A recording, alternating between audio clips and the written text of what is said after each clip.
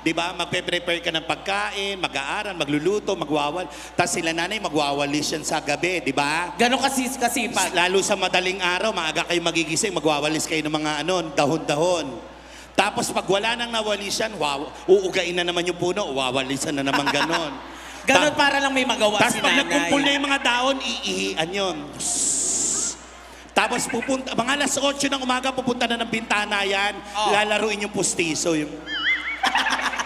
Gaganon. Magandang gabi po. At syempre, Mayor, ang dami kong makakasama. Bakit eto pa?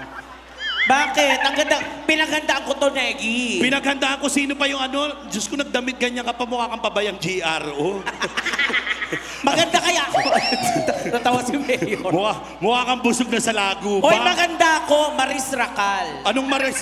Gaga? Sino ba ginagaya mo? Mama mo. Dapat, siyempre, haharap ka. Kagaya ko, may ginagaya ko. Beyonce. Sino yan? Beyonce. Ay, pag sinabing Beyonce, sabihin nyo, wow. Beyonce. Talaga ba? Ikaw, sino ba ginagaya mo? Ano? Ay, okay lang. Ay, ikaw magbigay. Tatalikod ako. Tatalikod, harap kamukha mo. Sino yan? 1, 2, 3. O nanay. Ang GM. Gandaan mo naman. Sige. Mga taga-GM yung